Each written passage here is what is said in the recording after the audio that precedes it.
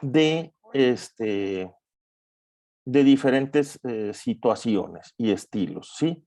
Perdón, aquí ven una pregunta de agiógrafo, es el autor sagrado, el autor inspirado que escribe el libro, que aquí vamos a ir viendo diferentes autores, precisamente, pero sí, la presentación anterior aparecía este término de agiógrafo, ¿sí? Es el autor sagrado. Entonces, digamos, hay diferentes lugares donde se escriben estos libros, diferentes momentos de la historia. El Antiguo Testamento, en nuestra Biblia, tiene estas partes. La primera parte son el Pentateuco, los primeros 5 libros que contienen la ley de Dios para el pueblo. Nosotros nos acordamos normalmente solo de los 10 mandamientos, pero es muchísimo más amplio. Y la ley es un don de Dios para que el pueblo viva en alianza y viva en su tierra, en la tierra que el Señor les da. Recordemos que en el Éxodo la promesa de Dios es la libertad para que puedan tomar esa tierra, vivir en alianza y tomar esa tierra que el Señor les ha destinado. ¿Sí? Ya el libro, sobre todo, por ejemplo, del Levítico y de los Números, contienen pues todo un desglose de las normas, y el Deuteronomio es donde queda codificada esa alianza y está conformado por los discursos de Moisés, que es la grande figura, el grande caudillo, ¿sí? Que conduce al pueblo y el mediador de la alianza, y que están como recogida toda la doctrina o el contenido en estos discursos de Moisés, ¿sí? Luego están los libros históricos. El que seguiría inmediatamente después del Deuteronomio es Josué, que es discípulo de Moisés, pero luego vienen los jueces, el libro de Ruth.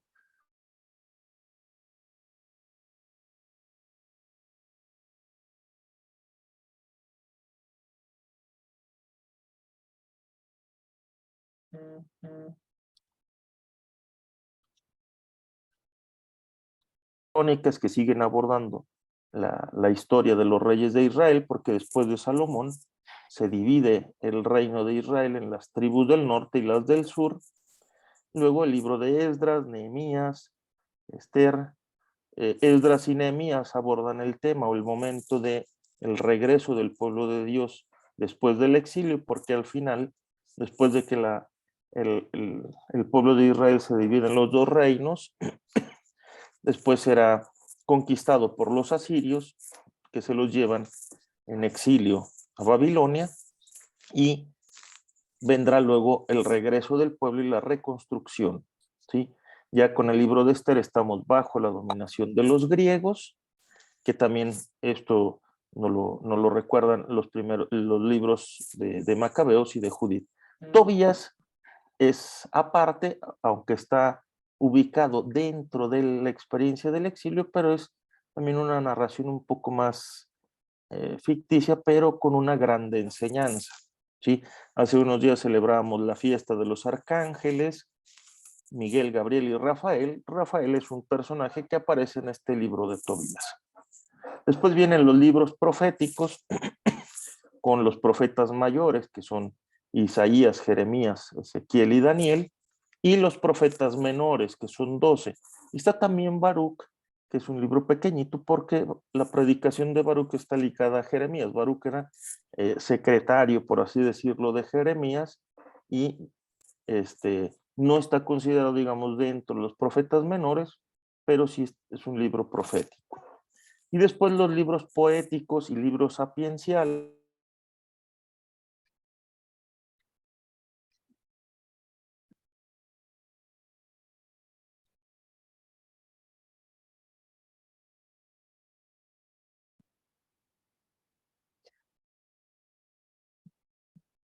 También a Jeremías. Y hay un género un poco particular que se le llama de sabiduría crítica, que es este de Eclesiastés o Coelet, y el de Job. Job es una narración también de construcción ficticia, pero que tiene un profundo significado porque es la búsqueda del verdadero rostro de Dios. Y donde se pone en cuestión aquel principio de si eres bueno, te va bien, si eres malo, te va mal. que es algo que también en nuestra realidad sucede, ¿no? Nos damos cuenta que hay mucha gente que es buena y no le va bien, o no le va tan bien, y mucha gente mala que le va bien. Y estos dos libros ponen en cuestión este tema, pero que nos llevan a reconocer en la relación con Dios el criterio de discernimiento y de guía para nuestra vida. Entonces, digamos, esta es una estructura así muy sencillita de cómo están divididos los libros. Aquí recordemos lo que acabamos de decir sobre los géneros literarios, ¿sí? Entonces, cada uno de estos apartados, podríamos decir, es un género literario diferente.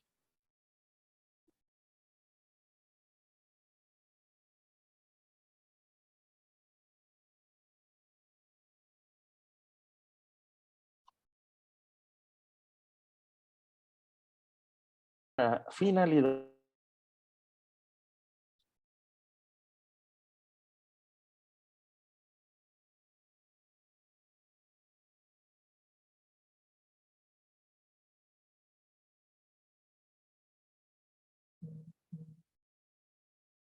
quiere decir está haciendo alianza con otro Dios.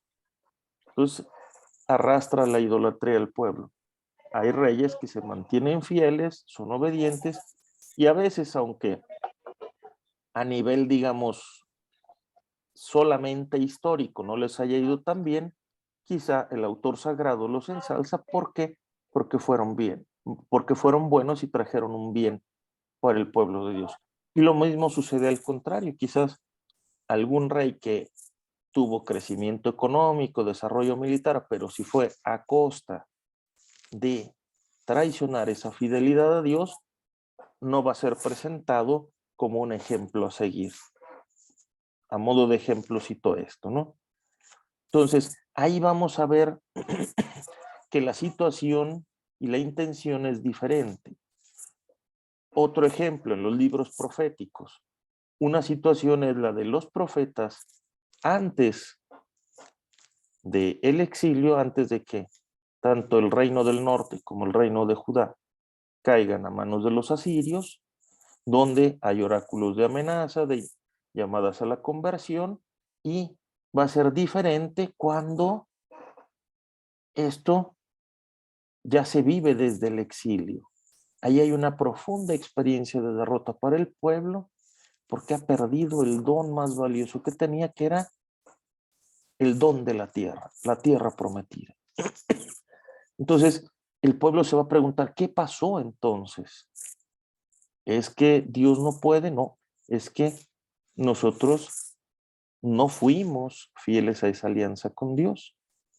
Y entonces ahí hay un reconocimiento de las fallas, pero también empieza a haber los mensajes de esperanza, la promesa de un retorno que será como un nuevo éxodo, la promesa de una nueva alianza. Por ejemplo, el libro del profeta Ezequiel nos lo va a presentar, ¿sí? Entonces, ahí es importante descubrir, reconocer en qué momento se escribe, por qué el género literario y el estilo van a ser diferentes, ¿sí? Ahora, el Nuevo Testamento está conformado por los cuatro evangelios, que conocemos creo que bien, Mateo, Marcos, Lucas y Juan, un libro que podemos ir de histórico, centrado en la iglesia, que es el libro de los Hechos de los Apóstoles, y las cartas tanto de San Pablo como estas que se llaman cartas pastorales, ¿no? Algunas son atribuidas a San Pablo, que conservan su estilo, recogen algo de su enseñanza, pero probablemente las escribió alguien más, ¿sí? La carta a los hebreos, de la cual se desconoce quién es el autor, por mucho tiempo se pensó que era San Pablo, pero no lo es. La carta de Santiago, las cartas de Pedro, las tres cartas de Juan, la carta de Judas y el Apocalipsis, que tiene un sector aparte. El Apocalipsis, lo digo de una vez, pertenece a un género que así se llama apocalíptica. El libro de Daniel, por ejemplo, en el Antiguo Testamento, pertenece también a este género, donde hay visiones, figuras fantásticas, que si no las tratamos de imaginar al pie de la letra, quizás puedan hasta generarnos un poco de temor, ¿no? Pero que no es algo oculto. El, el género apocalíptico lo que busca es renovar la confianza del pueblo en situaciones de dificultad. En el caso de Daniel es el exilio, en el caso del Apocalipsis son los primeros años de la iglesia ante la persecución, que hay el rechazo de los romanos, pero también el rechazo de los judíos.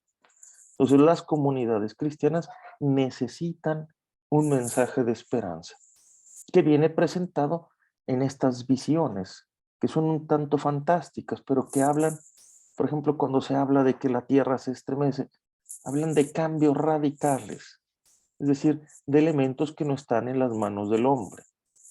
Es como lo que diríamos ahora de nuestra ciencia ficción en las películas, ¿no? Esos efectos especiales, solo que aquí están adecuados al tiempo, como lo hacen con imágenes que ellos conocían, que van juntando y que van poniendo por escrito, pero que tienen la finalidad de renovar la esperanza de las comunidades, del pueblo de Dios, diciendo esto, que es el mensaje central.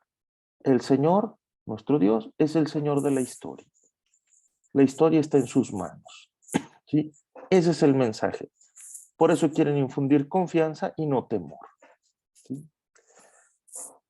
Ahora, a diferencia, nuestra Biblia católica, a diferencia de la Biblia hebrea, que solo considera el Antiguo Testamento y deja fuera algunos textos, como vemos abajo, como Tobías, Judith, Baruch, Eclesiásticos, porque esos fueron escritos en griego.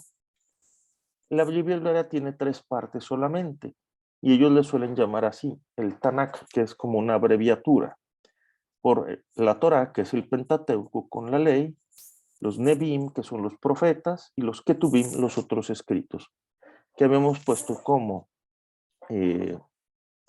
escritos poéticos y de sabiduría. La Biblia protestante sigue este mismo canon del Antiguo Testamento de los hebreos y algunos textos del Nuevo Testamento también los deja fuera, como la carta de Santiago, la segunda y tercera carta de Juan, etc. ¿Sí? Entonces, ahí esa ya es una guía que nos sirve para ubicar si nuestra Biblia es católica o no. ¿Sí? ¿Por qué nuestro Antiguo Testamento tiene más libros? Porque se sigue esto que se le llama la Biblia la Biblia hebrea de los 70, que es una traducción del Antiguo Testamento en griego que se hizo en torno al tercero o segundo siglo antes de Cristo, que le hicieron 70, dice la tradición que le hicieron 70 sabios judíos, y por eso se le llama de los 70. ¿Sí? Entonces, es una traducción del hebreo al griego del Antiguo Testamento y comprende también textos que en su original estaban ya en griego, como los que aparecieron en la diapositiva anterior. Nuestro Nuevo Testamento está escrito en griego, todos sus libros, entre los años 50 y 150 después de Cristo.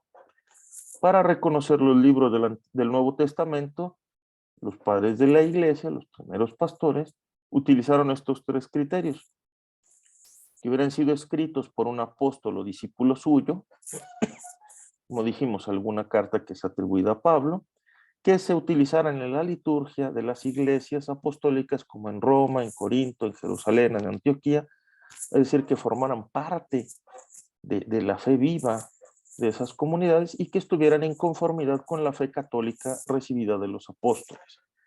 Quizás hemos oído que hay un evangelio de Tomás, que hay un evangelio de Pedro, que están los evangelios apócrifos. Sí, son escritos a lo mejor de esos tiempos, pero no reflejan la fe católica, ¿no? O tienen elementos que son irrelevantes.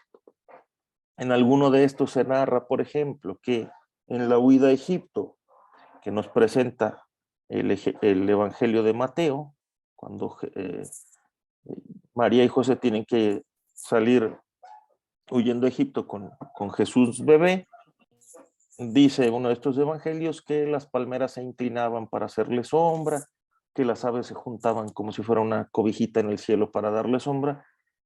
Pues eso no forma parte de la fe de la iglesia, porque decimos que el Hijo de Dios compartió nuestra humanidad en todo menos en el pecado y no en cosas, digamos, como extraordinarias de ese tipo, ¿no? Para revisar nuestra Biblia podemos ubicar, como decía, para ver si es católica, pues que no falte tanto este nihil obstat, que quiere decir nada obstaculiza, y el imprímase, imprimatur, y aquí hay, por ejemplo, este de una Biblia, ¿no? De la Conferencia Episcopal Ecuatoriana y también firmado por un obispo de Chile. Entonces, buscamos en nuestra Biblia al inicio si hay algún permiso de alguna autoridad eclesiástica para poder estar seguros que nuestra Biblia sí es católica, ¿sí? ¿Hasta aquí vamos bien?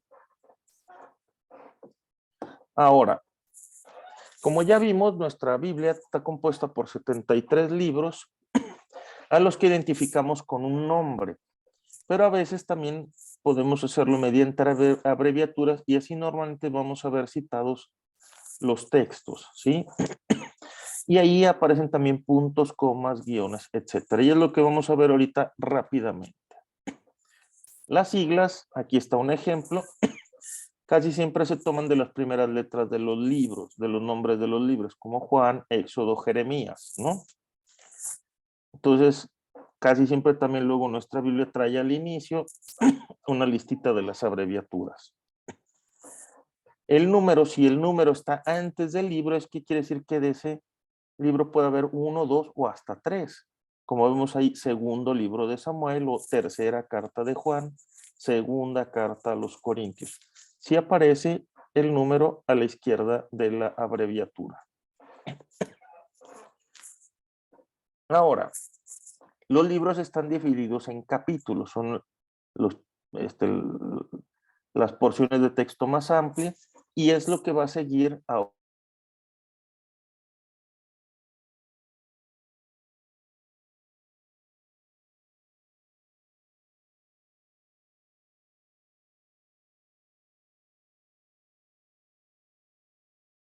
pequeños de los capítulos en los que están subdivididos, ¿sí? Entonces aquí vemos una cita, Juan 5:8, quiere decir capítulo 5 de Juan, versículo 8 dentro de ese capítulo 5. Igual, versículo 13 del capítulo 24 del Evangelio de Lucas. Los signos de puntuación que aparecen ahí, la coma es para distinguir entre capítulo y versículo, ¿sí? Para que no nos perdamos. El punto quiere decir y, es una conjunción, ¿sí? Te indica dos o más versículos de un mismo capítulo, como por ejemplo ahí, Génesis, capítulo 3, versículo 1 y versículo 9, ¿sí? O en San Juan, capítulo 5, capítulos 5 y 7, ¿sí? O primer libro de Macabeos, segundo capítulo, versículos 3 y 8.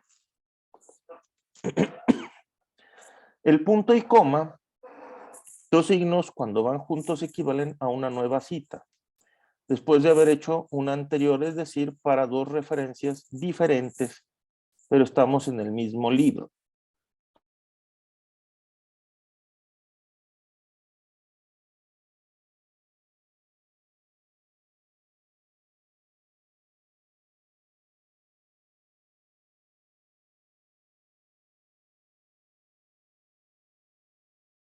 Como la que tenemos ahí, Juan 1:18 y Mateo 5:8.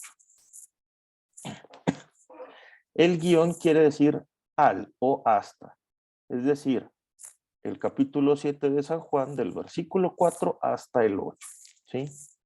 O como en la que aparece después, para que no nos perdamos, es capítulo 6 de Mateo, versículo 19, hasta, y aparece ya nuevamente un capítulo, hasta el capítulo 7, versículo 3. Entonces, todo eso es lo que vamos a ver si estamos estudiando esa cita, ¿no? La letra S quiere decir que debe leerse el versículo siguiente, por ejemplo, o SS los versículos siguientes, que hablan del mismo tema, ¿sí? Como para no poner 28, 27, 28 nada más, vamos a decir Lucas 11, 27 y siguiente, Lucas 11, capítulo, perdón, el capítulo, Lucas capítulo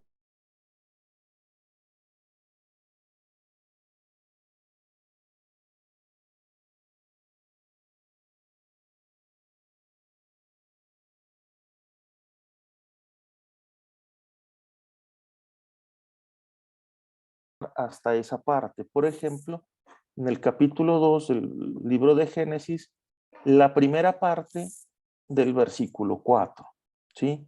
Si fuera letra B, es hasta la segunda parte de ese versículo 4. Esto se usa poco, pero de repente puede aparecer.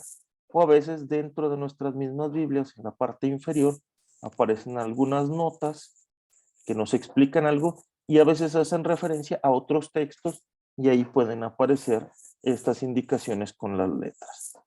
Esta presentación se va a quedar para ustedes. Aquí hay un ejercicio que pueden hacer a modo de repaso y también ahí las soluciones para que no se me pierdan. ¿Hasta aquí vamos bien? ¿Algo que no quede claro? ¿Nadie se me perdió? ¿Estamos? Bueno, vamos a dar un último pasito, que ese material también está a disposición de ustedes. Digo, es para que lo...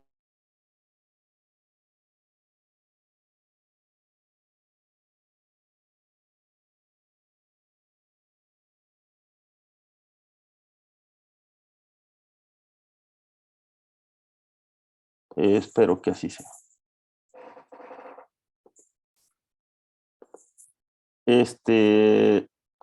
¿Sí se ve la presentación? ¿Sí? Ok, muchas gracias.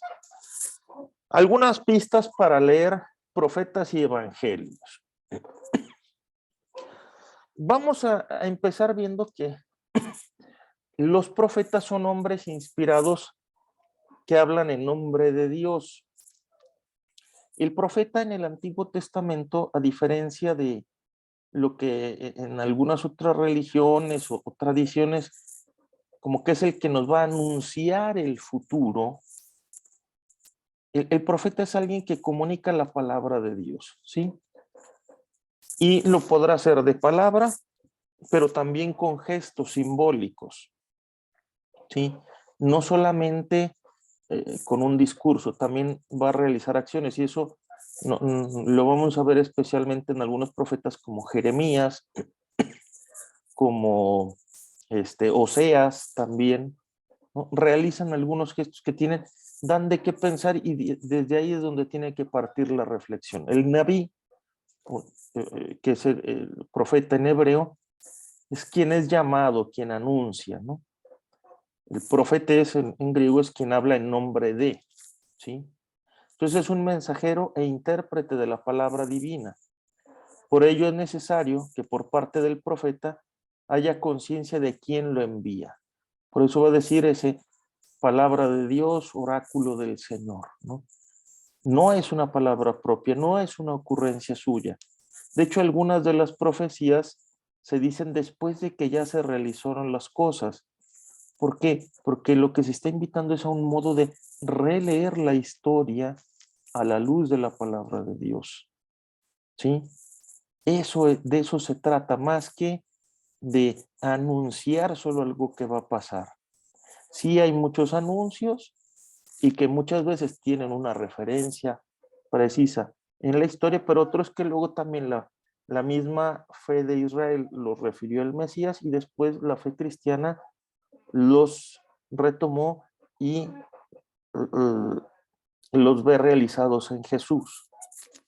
Un texto muy usual en el tiempo de Adviento, aquel de la Virgen concebirá y dará a luz un hijo, claro que se refiere al Mesías y va a ser cumplido en Jesús, pero también se refiere a un heredero al trono.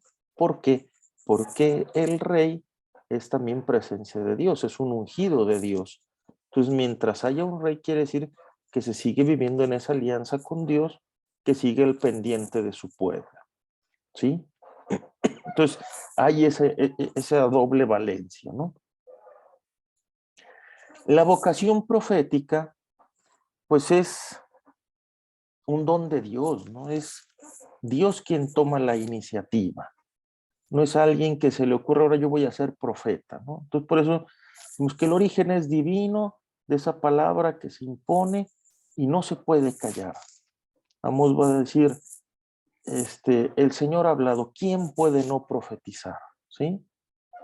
El profeta es también signo de la voluntad de Dios que anuncia. Como les decía, hay un gesto simbólico en Amós que, en Oseas, que se casa con una mujer, con una prostituta, con alguien que ha traicionado la alianza. Y el Señor le dice, vuelve a recibirla. Y Oseas vuelve a recibir a su esposa y dice, así como tú la recibes, yo voy a recibir nuevamente a mi pueblo, aunque me ha traicionado, aunque no me ha sido fiel. ¿Sí? El profeta puede recibir el mensaje que va a transmitir, ya sea en una visión, en una audición, escuchándolo, o pues algo que se mueve en su corazón, eso que llamamos una inspiración interna. ¿Sí? El profeta transmite el mensaje en textos líricos, en prosa, en parábolas, en palabras de explicación. Los modos van a depender tanto del temperamento y del ambiente del profeta, pero siempre está la conciencia de ser él, el profeta, solamente un instrumento, y que las palabras que proclama al mismo tiempo son y no son propias.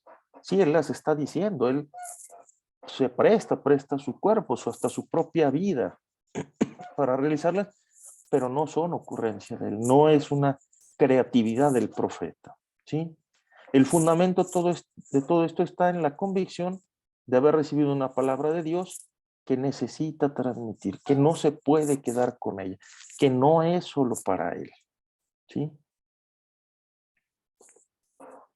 El mensaje profético normalmente se refiere al pueblo, en algunos casos va dirigido al rey o al sacerdote, pero la función que tiene está en relación al pueblo, es para que el pueblo viva o retorne a esa alianza con el Señor, ¿sí? Su mensaje es tanto para el presente como para el futuro. Su mensaje puede superar las circunstancias actuales, o sea, las del momento en las que fue dicho, y puede presentar algo referido también a los tiempos últimos, pero sigue siendo un mensaje para el presente, ¿no? Como decía, cuando está el pueblo de Israel en el exilio, va a ser un mensaje para el futuro, ese retorno, pero en este momento aquí invita a renovar la esperanza, ¿no? A no darse por vencidos, ¿sí? El mensaje a veces es severo, es un regaño, pero también es consolador, ¿no? Y la severidad se debe a que el pecado es un obstáculo a los planes de Dios y siempre está al acecho. El profeta es una voz fuerte a no negociar con otros dioses, a no negociar con otras alianzas, a no vivir en pecado, ¿sí? Los profetas podemos dividirlos como en tres grupos. Están los profetas antiguos, que los más emblemáticos son Elías y Eliseo.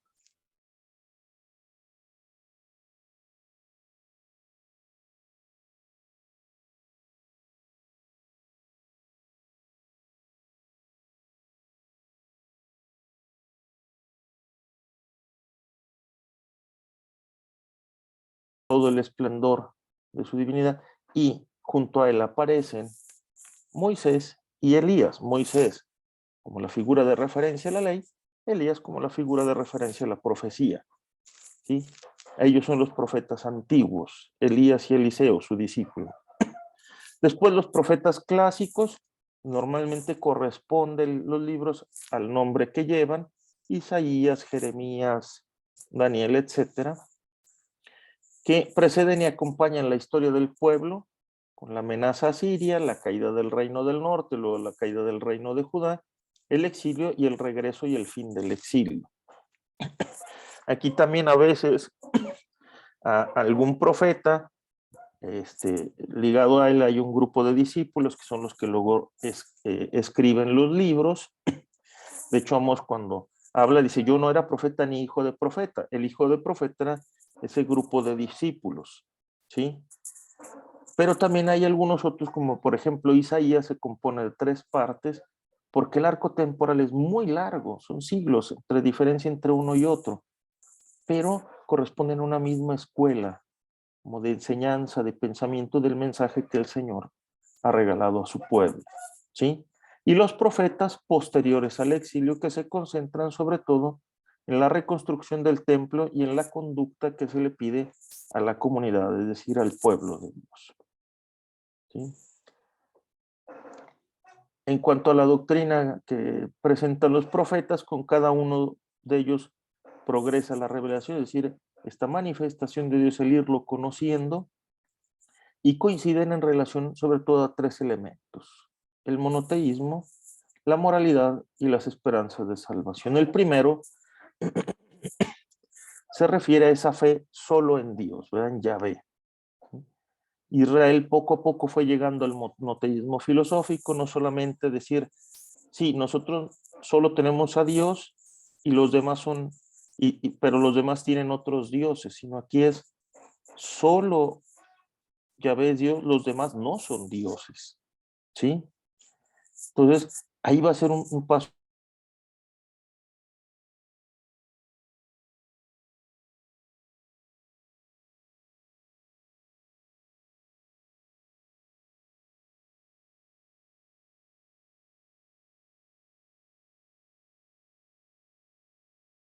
Sincretismo religioso, es decir, esa mezcla con otras religiones, con otros credos religiosos, ¿sí? Y durante el exilio va a ser un tiempo importante, porque como les decía, es una experiencia de derrota muy fuerte que hace replantearse cómo entenderse, ¿sí? La moralidad. A la santidad de Dios, que no es lo que nosotros llamamos como esa santidad moral de perfección, no errores, bondad, sino la santidad de Dios para el pueblo de Israel es que Dios es separado, es totalmente otro, es totalmente puro y no se mezcla con lo profano, ¿sí? A esto que se opone la contaminación del hombre con la conciencia de pecado, es decir, la contaminación del hombre con lo que haya de faltas, de, eh, pues sí, de lo que nosotros llamamos el pecado, ¿no? Y está entonces esta conciencia de que el pecado es una ofensa a Dios, a su justicia, es, y estamos llamados a vivirnos, el pueblo está llamado a vivirse en la relación de alianza con el Dios del amor, con el Dios de la santidad. Por eso va a pedir que el pueblo se purifique y que lleve a la práctica las obras de justicia, ¿sí? Que lleve, que encarne desde una relación interior, una religión interior no solamente de ritos, es decir, sí, me lavo las manos, pero mi corazón está lleno de podredumbre, sino mi corazón está renovado por el perdón de Dios y eso luego se expresa en el culto, ¿sí? Entonces, por eso los profetas van a poner también atención a este tema de la moralidad, junto con el monoteísmo, y a la esperanza de salvación. Ante la experiencia sobre todo del exilio, de pues haberse vivido lejos de su tierra y sentirse olvidados de Dios, el castigo no es la última palabra de Dios, sino que siempre va a quedar un pequeño resto al que se promete el regreso a la tierra prometida, la tierra que Dios había dado a su pueblo, y la prosperidad va a ser un signo de conversión y de renovación interna del pueblo. Hasta aquí vamos bien. ¿Hay alguna pregunta? ¿Nadie se me ha perdido? Ahí en el material que les envié hay una pequeña introducción a cada uno de los profetas mayores, Isaías, Jeremías, Daniel y Ezequiel, y una un poquito más breve a cada uno de los 12 profetas menores. Es un archivo de texto. Entonces, ese se los dejo para que lo puedan ver. Son pistas que también nos sirven para ir ubicando, a ver, este profeta de qué me va a hablar, qué es lo que me puedo encontrar aquí, ¿sí? Bueno, vamos ahora a ver el tema de los evangelios. El origen de los evangelios es la predicación de los apóstoles. Lo primero es que todo esto es una predicación oral.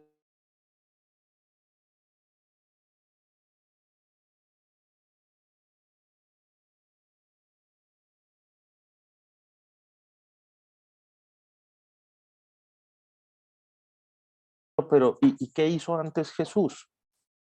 Pues las comunidades empiezan a investigar, a recoger dichos y hechos de Jesús.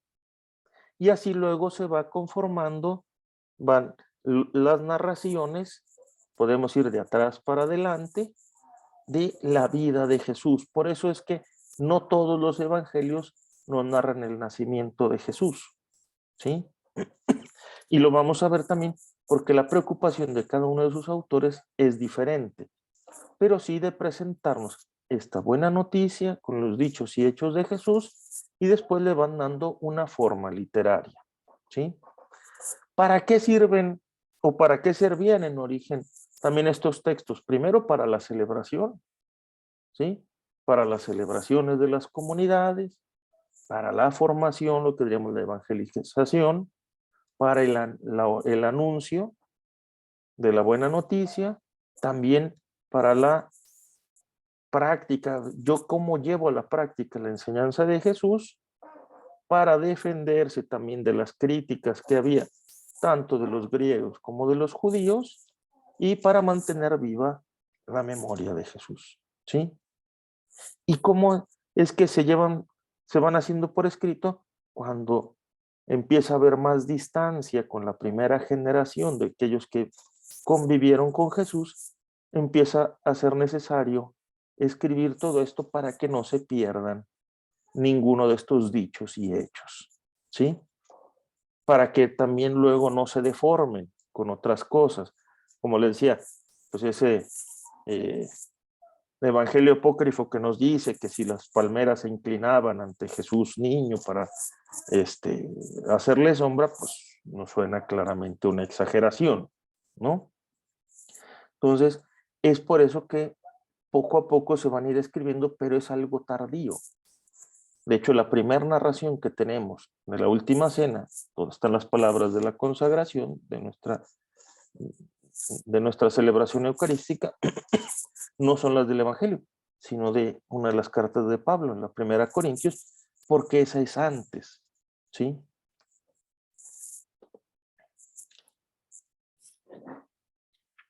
Ahora vamos a ver muy brevemente algunas características de cada uno de los evangelios, porque también esto nos va a ayudar a o saber saborear o sacarle un poquito más de jugo a cuando los leemos o los escuchamos, ¿sí?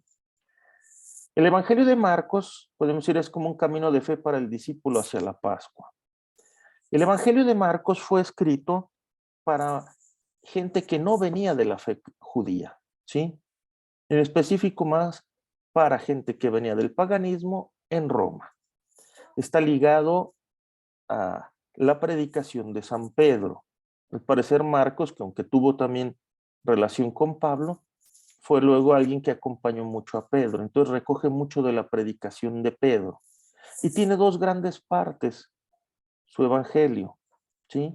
Que consta de 16 capítulos y en el capítulo octavo, que es el parteaguas, cuando Jesús pregunta, ¿quién soy yo? ¿Quién dice la gente que soy yo?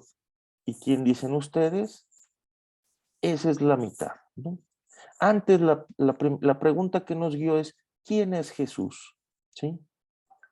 Como lectores y como discípulos estamos invitados a preguntarnos, ¿quién es Jesús? Y a irlo respondiendo. Por eso es que Jesús, cuando expulsa un demonio, le dice, tú eres el santo de Dios, lo calla, porque está adelantando esa respuesta, que más bien necesitamos irnos respondiendo, ¿sí? Y la segunda parte es, ¿qué quiere decir ser el Mesías de Dios? Ante la confesión de fe de Pedro. No va a ser un Mesías poderoso, no va a ser un Mesías fuerte, sino el Mesías que entrega su vida. Y hay tres momentos bien importantes que nos llevan a hacer este recorrido. El bautismo, donde Jesús escucha la voz de Dios que le dice, tú eres mi hijo amado. La transfiguración, donde ahora la voz del Padre dice a los que están ahí, con Jesús, este es mi Hijo amado, lo está presentando, y la muerte de Jesús, cuando un romano, no es gratuito esto, es un pagano, como los destinatarios de este evangelio, dice verdaderamente este era hijo de Dios, en el modo de cómo murió, ¿sí? Entonces, ahí tenemos unas pistas muy sencillitas para ubicar como por dónde nos sirve a la hora de escuchar este evangelio o por dónde podemos irlo leyendo, ¿sí? El evangelio de Mateo, que ese tiene una raíz muy fuerte judía, hay muchísimas citaciones del Antiguo Testamento ahí, es como una revisión de vida para una comunidad dividida y tibia, ¿sí? En este evangelio aparecen los primeros capítulos de la infancia de Jesús, pero quien recibe la anunciación es San José, porque es el modo de demostrar que Jesús viene de la familia de David, ¿sí? Ahora,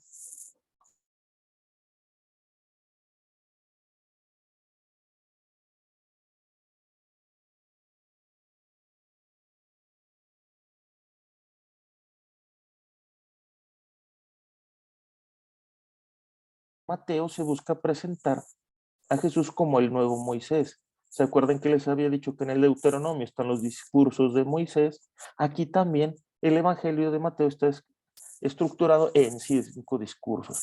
El discurso más conocido es el Sermón de la Montaña, pero está también el discurso misionero, el discurso en parábolas, el discurso eclesial, que es donde hay todas esas pistas para esta comunidad que tiene problemas entre ellos y se habla de la corrección fraterna, y el discurso escatológico relativo a el final de los tiempos, ¿sí? Pero entonces, la intención de Mateo es presentarnos a Jesús como ese nuevo Moisés, es el Mesías de Israel. Ahora, el Evangelio de Lucas, este drama divino para enseñarnos la misericordia, es para personas de ambiente griego que ya tienen un cierto camino en la fe, no es para los que apenas se van convirtiendo, y tiene sí algunas referencias a la tradición judía, pero sobre todo para un mundo griego, porque Lucas es un griego convertido y sus destinatarios son griegos, ¿sí? Está ligado a la predicación de Pablo, pero también Lucas buscó por su cuenta. Dice alguna tradición que incluso llega a conocer a María y a preguntarle muchas cosas, ¿no? Eh, el parteaguas ahí con Lucas va a ser este capítulo 9, versículo 51, donde Jesús toma la decisión de ir a Jerusalén, ¿sí?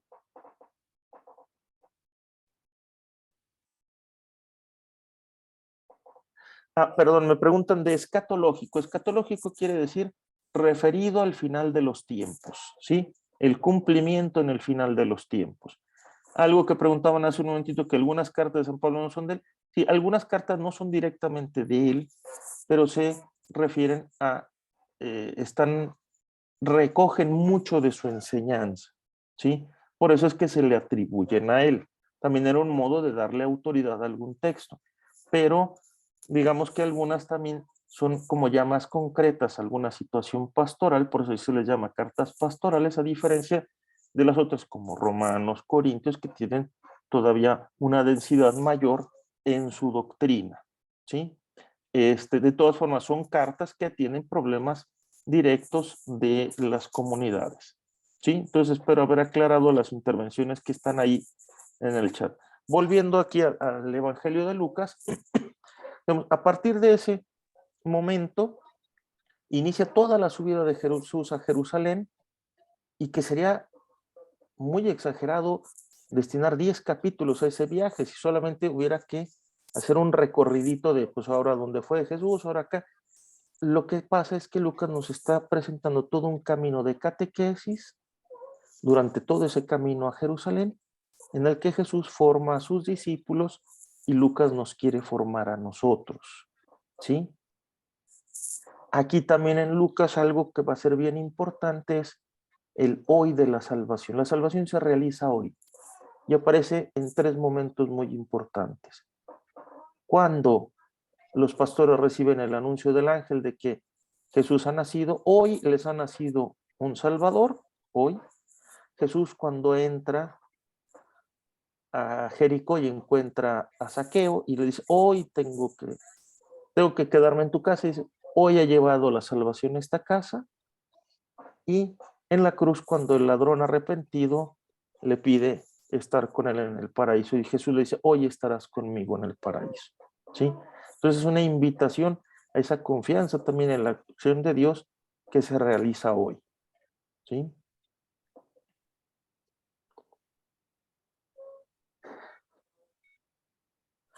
El tema fundamental de este evangelio es la conversión, que es causa de alegría, por ese hoy de la salvación. Jesús se presenta como misericordioso, aquel que acoge a todos, que ahora que aprecia la amistad, que es aquí en el capítulo 15, donde tenemos las parábolas de la misericordia, la oveja perdida, la moneda perdida, y una muy bella que todos conocemos, el hijo pródigo, ¿sí? Y aquí se nos dice que cada cosa es necesaria, como que forma parte del proyecto divino, que no se queda fuera, que no son cálculos erróneos o chiripazos, ¿no? El hecho de que Jesús vaya a Jerusalén no es que le salen mal las cuentas y por eso le va mal, sino que él desde mucho antes lo decidió y va decidido a entregar su vida por nosotros, ¿sí? Vamos ahora a San Juan. Los primeros tres evangelios que vimos se les conoce como los evangelios sinópticos porque tienen una estructura similar, no igual, pero tienen elementos similares, algunas narraciones que todos comparten. Cada uno tiene también sus particularidades, pero digamos que siguen un mismo esquema, por eso sinóptico. Ahora, con Juan tenemos una situación muy diferente. San Juan tiene dos grandes partes. Los primeros 12 capítulos, el libro de los signos, los milagros, que Juan solamente nos presenta 7. 7 es un número simbólico en la Biblia que habla de perfección, ¿sí?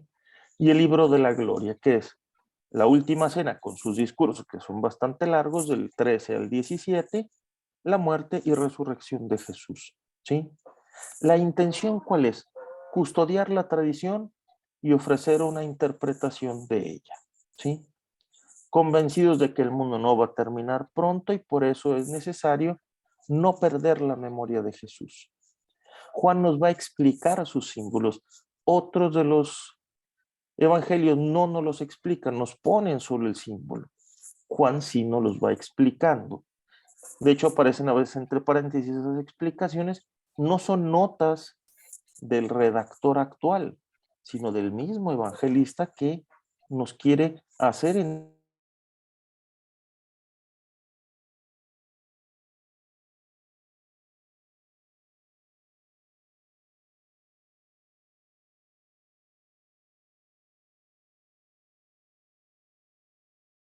y a quien no conoció los primeros y formar a los creyentes. Se desarrolló o se realizó en un ambiente de origen judío porque hay muchas situaciones del Antiguo Testamento y hay también conocimiento de algunas tradiciones, pero hay una relectura de algunas instituciones judías, como por ejemplo, y lo van a ver en el material, la alianza que es el gran don de Dios a su pueblo. Ahora, la nueva alianza está en las bodas de Cana porque es una alianza, ¿no? El matrimonio. El el templo que era el lugar donde habitaba el nombre de Dios, templo único en Jerusalén. Y ahora Jesús, ¿qué va a decir? El templo es él cuando expulsa a los vendedores, ¿sí? La ley que era el regalo para vivir largo tiempo dentro de la tierra que el Señor había dado a su pueblo, ahora es la gracia.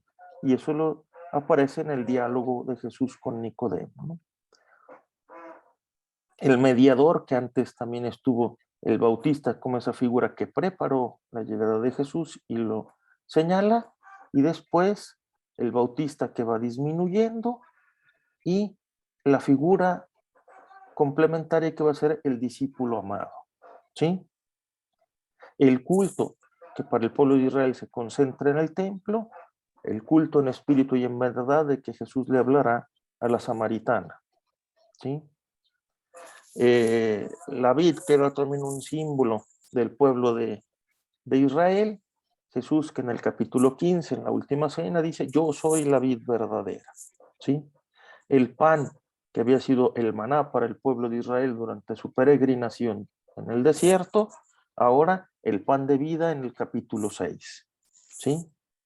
Entonces, vamos a tener ahí diferentes elementos de la tradición judía que se reinterpretan a la luz de Jesús, ¿sí? Hasta aquí vamos bien. Espero no haber mareado a nadie. ¿Hay alguna pregunta? Como les decía, esto es un tema vastísimo. O sea, ahorita esto fue pues una probadita como para poder ayudar por una parte al uso y manejo como más adecuado de la escritura en lo ordinario y estas pistas para leer profetas y evangelios, como ya meternos un poquito al contenido. A ver, ¿por qué se insistió tanto también en el tema de la autoridad de la iglesia y de la tradición? ¿Por qué? Porque con el protestantismo que se decía uno, es solo la escritura y también la libre interpretación. Entonces yo, como yo quiera entenderlo, eso es válido. Es decir, momento, necesitamos entender la iglesia, perdón, la Sagrada Escritura dentro de la fe de la iglesia y en comunión con la iglesia. Esto no prohíbe que cada uno de nosotros abra su Biblia y se ponga a leerla. De hecho, para eso sirven este tipo de charlas, como para darnos elementos, pero ¿cómo la voy a entender? Pues con mis hermanos, ¿sí? Como se hace también en las celebraciones, ¿no? Sabemos que siempre en la Eucaristía un lugar importantísimo es la palabra de Dios, ¿no? Entonces, tiene su importancia. Entonces, ese va a ser el contexto natural en el que vaya leída, en el contexto de la iglesia, con nuestros compañeros de nuestro grupo de apostolado, con nuestra parroquia, pero también nosotros. Y si en algo me queda duda, pues pregunto, ¿no? Y puedo ver que también, pues, quien está autorizado me dará alguna pista o me irá dirigiendo si en algo me voy perdiendo o en algo si voy en el modo adecuado, ¿no? Pero entonces, la invitación es a que vayamos disfrutando de esta lectura. Como decíamos, la Biblia no es un libro que se escribió por una sola persona de inicio al final. El modo de leerlo, pues tampoco sería tan adecuado de inicio a final. Sí tengo un arco así de tiempo, hay una cierta progresión, pero necesito un poquito más de herramientas. Lo más recomendable es poder iniciar con los evangelios, ¿sí? Porque ahí estamos partiendo ya del núcleo que es Jesús, su vida y su mensaje, ¿sí? Y en concreto yo sugiero este de Marcos, que como veíamos es para quien va iniciando en la fe, ¿sí? Y después podemos irnos a otros. Hay diferentes métodos de lectura que después podremos ir viendo. La lectura literal no es, no es adecuada porque, como les decía, hay muchos elementos de la cultura, del tiempo, que no se adaptan a nosotros, ¿sí?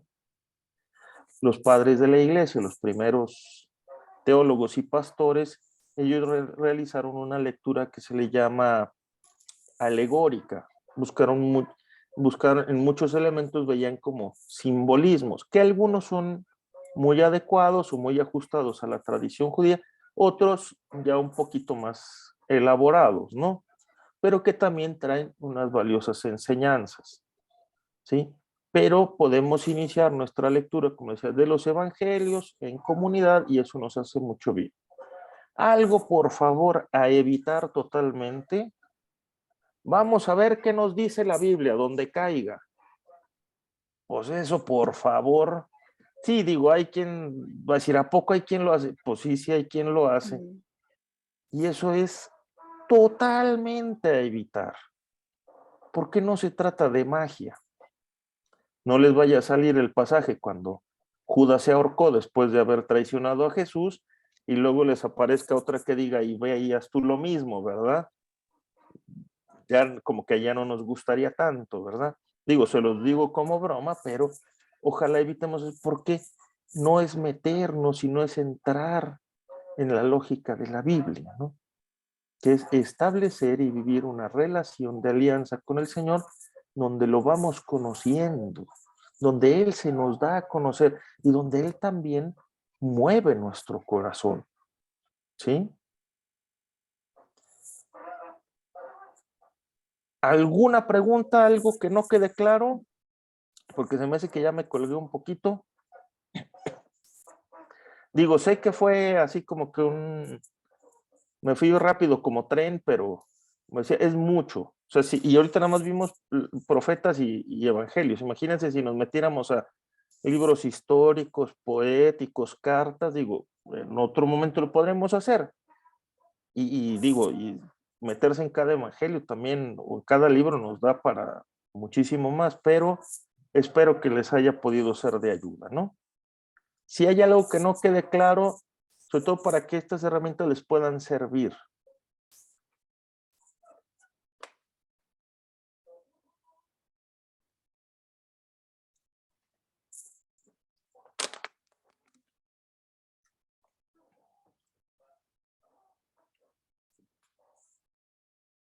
¿Todo claro o nada claro?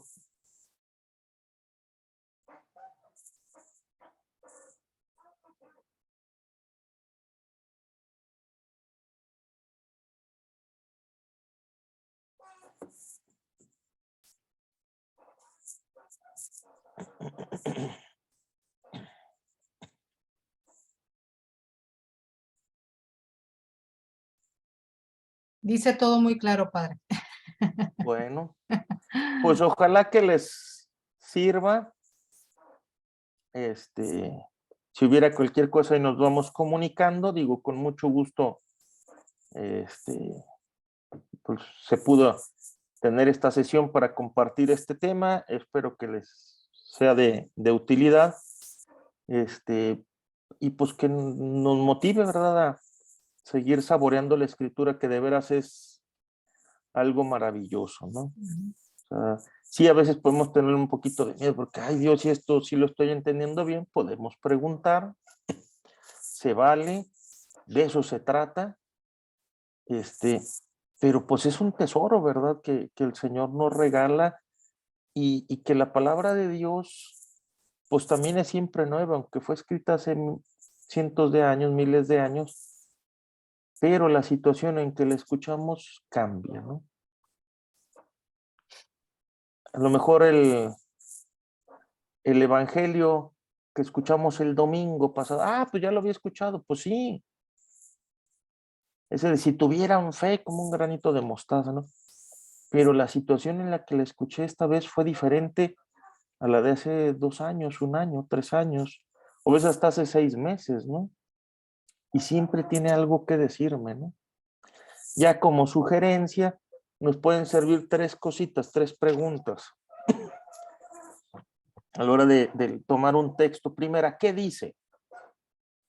Porque luego somos especialistas en qué tengo que hacer. Sí, sí, no, a ver, tengo que tener fe. A ver, no, espérate.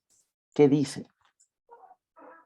Y si puedes incluso revisar en tu Biblia los versículos antes, los versículos después, te puedes dar cuenta de por qué dice Jesús eso, por qué aparece. El domingo iniciaba bien bonito, ¿no? Cuando dice, y los discípulos dijeron a Jesús, aumentanos la fe. Dice, ay, mira qué padre, hasta que la atinaron estos, porque ordinariamente meten la pata. Pues sí, ahí también la metieron. ¿Por qué?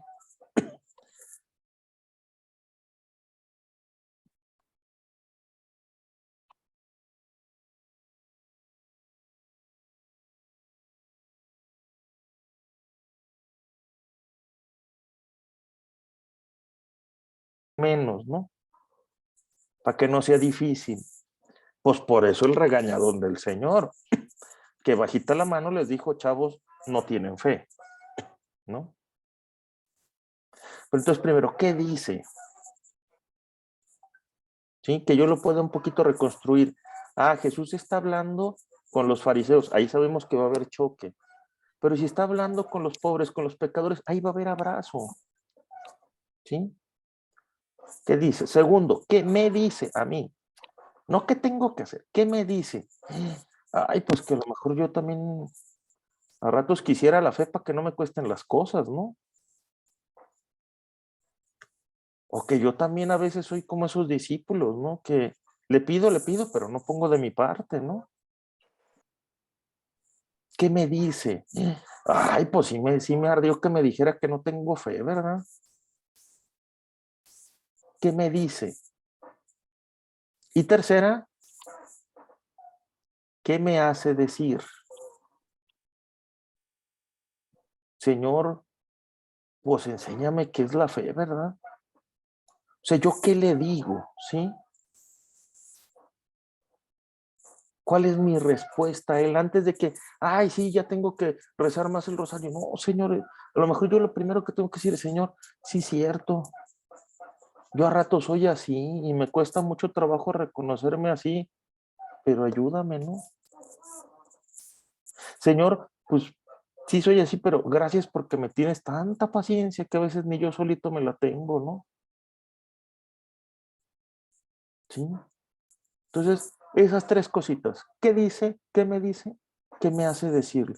Porque a lo mejor, lo primero, antes de que yo salga ya con un propósito de 20 cosas a hacer o 2 o las que sean, lo primero es que le hago una petición, ¿no? Le digo, te necesito. Y ya después viene lo siguiente, porque tampoco es quedarnos en la mediocridad, pero de ahí viene, ¿no? Y es diferente que yo le prometa al Señor, mira, ahora sí, Señor, ya no voy a criticar, ya no, Señor, mira, yo quisiera, pero solo no puedo, ayúdame. ¿No es cierto? Entonces, pues una invitación sencilla ahí, ¿no? Y que pueda ser de mucho provecho y para disfrutar la escritura. Bueno, si no hay nada más, pues mil gracias, gusto en verles, que estén muy bien, gracias de la invitación y pues vamos a poner todo esto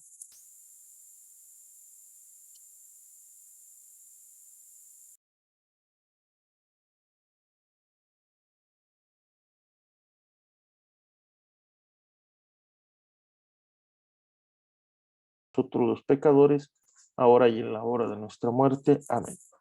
Que el Señor esté con ustedes. Y con tu espíritu. La bendición de Dios Todopoderoso, Padre, Hijo y Espíritu Santo nos acompañe siempre. Amén. Jesús, Salvador de los hombres. Sálvalos, sálvalos. Con María todo. Sin ella Sin no. ella. Ánimo firme. Viva la cruz. Gracias, vemos. Padre. Que Gusto estén muy de bien. verlo. Igualmente, Padre. Cuídese. Que Muchas descansen. gracias, Padre. A ustedes. Un abrazo. Muchas gracias, Padre. Muchas querido Padre. gracias.